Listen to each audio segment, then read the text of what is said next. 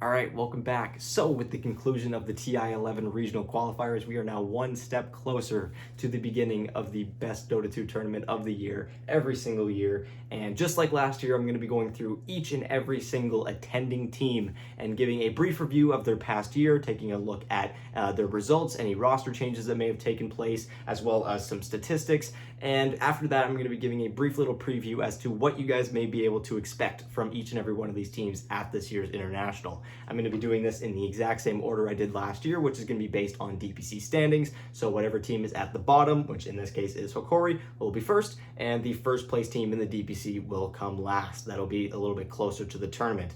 Of course, there are still two teams that we don't know that are going to be attending this year's International. I will still be doing previews for them, although I will have to wait until we know which teams those are, which will be after October 12th when the last chance qualifiers do come to an end. But we are going to be kicking off this list with Hokori, previously mentioned, the third team that's going to be representing South America at this year's International, the same amount of teams from South America that represented at TI last year. Hopefully it works out a little bit better this year than it did last year. And of course, there's still the opportunity for two more South American teams to be attending this year's International. A little unlikely that both of them would be coming from SA, but regardless, I've seen crazier things. Hokori finished off the season with a total of 97 DPC points, which was taken down a little bit from some point deductions for roster changes. They finished 5th place in their region based on DPC points and 29th place internationally. So, of course, even with those deductions, it wasn't really going to play a big deal because they just were way too far out of the race at that point on DPC points to have qualified for top 12. So the changes that they made to the roster didn't end up hindering them in any way. In fact, it probably ended up helping them since they had a pretty quick turnaround at the end of the season to get themselves into this position. So taking a look at their roster, which did go through some changes this past year, playing position 1, we have Lumiere, who actually just joined before the qualifiers. He's only been on the team for about 2 months at this point, but he's looked really, really good on the team. Got them into TI after all. We have Analog playing mid, Vitali playing in the off lane, Vitali, however you want to pronounce it. Vitali is the one I've heard the most. We have Theo Licor making his return to TI. Of course, he was there last year as well. And Captain Gardic. It should be noted that each and every one of these players, except for Theo Licor, this is their first International. And up to this point, the closest they had ever been to TI was actually in last year's qualifiers, where they finished 7th and 8th place. So this is a pretty big step for a lot of the members on this team who have been with the Hokori organization for a long time. Again, Theo Licor being the only player to have actually attended a TI to this point, and that was with SG Esports, where they unfortunately didn't quite make it out of the group stage. This team is currently running without a coach, although they did have one at the start of the season. They seem to have not needed one up to this point. That was, of course, Astini, who was let go around February. Same thing for Mr. Jeans, who was previously their position 1 player. He was let go. Yuma was also let go. And El Misho, he was in and out of the team a few times, just like Theo Licor, but he ended up not making the cut for the final roster of Hokori. So let's take a look at how exactly this team got here. Well, it wasn't exactly a smooth road. Again, their point totals would tell you that it was quite the opposite. And things started off not exactly perfect. They finished in 6th place in the region with a 2-5 record, and they finished actually tied for 2nd last place with no ping, although they fortunately were able to win some tiebreaker matches that kept them into the upper bracket, which, lucky for them, ended up paying off since they had a pretty huge improvement heading into the second tour, where they finished 3rd place. In fact, they were tied for 2nd place with Beast Coast, but they just lost their head-to-head match with them and their tiebreaker match with them, which unfortunately bumped them down to 3rd place. So Hokori, and as we'll talk about later, in 2 scenarios, they were 1 game away from finishing top 2 from getting a spot at the Stockholm Major, but once again, they just do not make the cut. They do not end up playing any additional matches other than the ones in the regional tours. Heading into the 3rd tour, though, however, we did have some reason to have some optimism for this team. Again, things were looking pretty good for them, although they did have a few roster changes here and there. It looked like this team was one that could be competing for a TI spot, competing for a spot at Arlington. and things kind of just fell apart. They ended off the tour with a 1-6 record, finishing in dead last, 8th place, securing themselves 0 DPC points. The only points that they earned throughout the entire year were the 160 that they won for finishing 3rd place in the second tour, in which they had some points deducted for all the roster changes. For example, TI11 leaving the team temporarily. We had Yuma leaving the team, and El Micho, as previously mentioned, who was swapping places with TI11 throughout the past few months.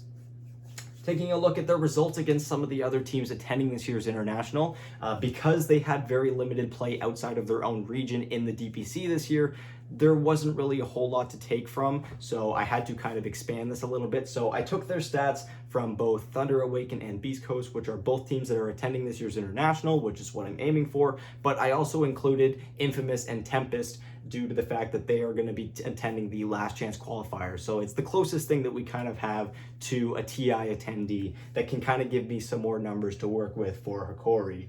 And ultimately, it doesn't really make their stats look all that much better, because against TI contending teams, they have struggled, notably against Beast Coast and Thunder Awaken, where they just were not able to win whatsoever. And in fact, they actually snuck a win from Tempest in those qualifiers, but we'll get into that.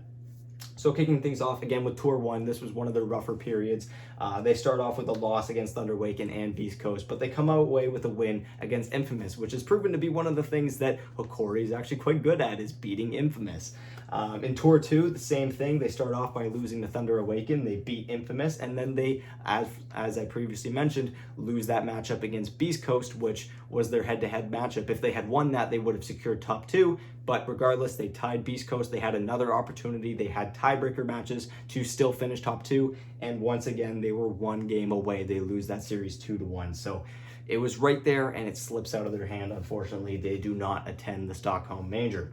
For Tour 3, again, this is where kind of everything falls apart. They have a pretty solid start, despite the fact that they lost 2 of their first series against Beast Coast and Thunder Awaken, but they took a game off of them, which is better than they were able to do throughout the entire past year, at least for Thunder Awaken up to that point. But it really felt like towards the end of that tour, things were just starting to spiral out of control. 2-0 series loss to Tempest, 2-0 series loss to Infamous, which again was a team that they were able to handle pretty well throughout the past year. So heading into qualifiers, at this point, looking at their results, looking at the fact that they had slipped down so much in such a short period of time, there wasn't really a whole lot of expectations for Hokori. It was mainly just that Infamous or Tempest was really going to be the front runner in these SA qualifiers. And for the most part, those two teams did live up to it quite a bit. They finished top 3, but Hokori ends up winning when it matters with a pretty solid run. They win their first series in the upper bracket. They do the rest through the lower bracket. They get a very fortunate setup against Tempest in those qualifiers, which Tempest was the team that knocked them down in the lower bracket. They meet up again in the lower bracket finals, and Tempest ends up with connection issues that ended up costing them the series, which is why I have it written in red here, because I'm not going to be including this series in with the stats in the rest of this board. But regardless of how that series was won, it is still a series win. They'll take it. They move on to the grand finals, where they absolutely wipe Infamous 3-0 series, and they secure themselves a spot at TI. So, taking a look at some of the stats now, again, 31 games recorded. Each and every one of those games is from teams attending TI or the Last Chance Qualifiers. And again, it doesn't exactly look great. Hokori's going to have a lot of heavy lifting to do if they're going to make themselves be able to keep their head above water at this year's International and not end up in the same position where South American teams ended up last year, who looked like they had more potential than this team does. So, kicking things off with some game stats. On Radiant, they were 4-10. Dire, they were 7-10. So, not really exactly great on either of them, but Dire, they were favored. First pick, they were set 3-7, and last pick, they were 8-13. In Radiant first pick orientation, they were 3-6.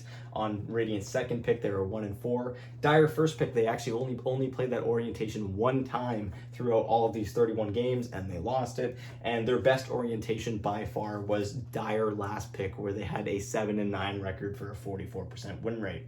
In game ones, they were pretty solid in opening matches with a 46% win rate. However, in game twos and game threes is where you really start to see a bit of a weakness in Hokori and their fact that they're kind of rough when it comes to adjusting in a draft, adjusting to another team's draft, adjusting to another team's playstyle when they've already fallen behind, which is why they lose so many series to nothing. They have a 46% win rate in game ones, 31% win rate in game twos, and a 20% win rate in game threes. Their only game three win being the one in the grand finals where they swept Infamous. Following that, in games less than 40 minutes, they were 5-16. These guys really had a hard time in games that were fast, games that were short. To their credit, however, this past year of Dota has been a very fast year. Up until the start of the qualifiers, the patch has been very quick. A lot of first item BKBs, a lot of 15 to 20 minute Roshans, and into a 30-minute Roshan with cheese and shard and all that stuff. You go high ground, you end the game. So in that respect, they really struggled. However, in games that went past that 40-minute mark, they were doing quite well, where they finished with a 6-4 record, 3 of those wins being up against Infamous in the grand finals. Finally, now let's look at some hero stats that they played in the series. And again, a lot of these picks and heroes from previous tours, so some of these heroes are not exactly in meta anymore, but there were a lot of notable bans that you maybe want to look out for at TI, even if those heroes aren't meta, because they are specialized heroes for this roster. So, as for most picked, out of those 31 games, we have Ember Spirit, who was picked 6 times, as well as Puck, that was picked 6 times. Makes sense. Both of those heroes, very similar playstyle, very fast, very meta-oriented. We then had Terrorblade with 5 picks, Monkey King with 5 as well, Clockwork and Ogre Magi also with 5. For best heroes, Ember Spirit, again, one of their most picked, 4 and 2. We also had Tide Hunter and Undying, who were 2 and 0 each. Also, that was 2 and 0 was Invoker, which is going to be pretty prevalent here when I get into the most banned heroes against Hokori. For worst heroes, however, we had Ogre Magi, Skywrath Mage, and Kunkka all going 1 and 4 in their matches up against other teams attending this year's International. For most banned, we have Timbersaw, Bloodseeker, and Beastmaster / Kunkka topping the list. This is all bans by Hokori. These are heroes that they were trying to avoid playing against them most often. Bloodseeker is one that really strikes me as a little bit odd, although with a Death Prophet meta, with heroes that want to be able to stand their ground, it does make sense that Bloodseeker was getting as much prioritization as it was. Same thing for Timbersaw. You know, that was just a hero that could dominate lanes in a already very snowbally meta. So getting him out of the way early was definitely something that Hokori was looking to do quite often. Same thing for Beastmaster.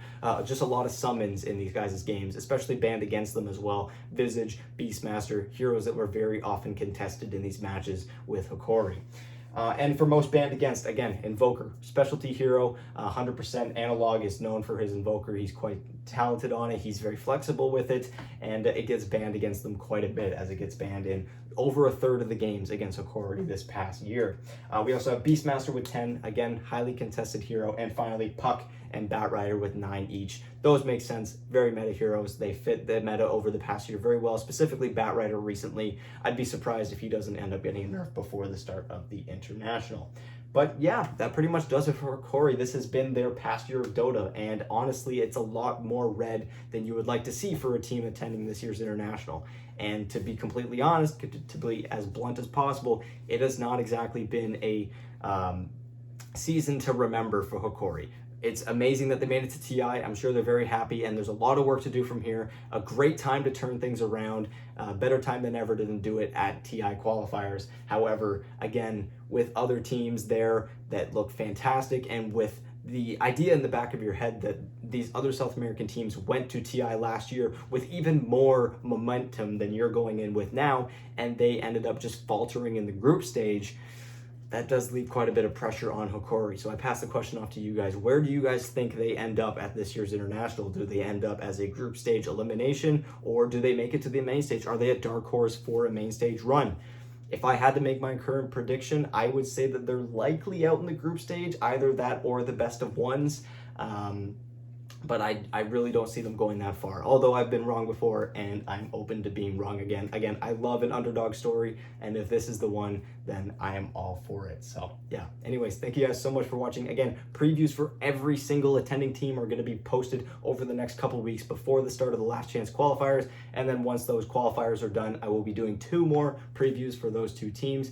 And yeah, we're going to be getting into TI. I also have one thing to ask you guys. So I have all of these stats posted up here, and all of my stats down here are relied on all of the matches against TI11 teams. Would you rather that I have it only for that, or would you rather I have these stats for every single match over this past DPC year? because of course that would be a much larger sample, that would be a much larger amount to work off of? Or would you rather have it be specific to other teams attending this year's international, so it's more niche?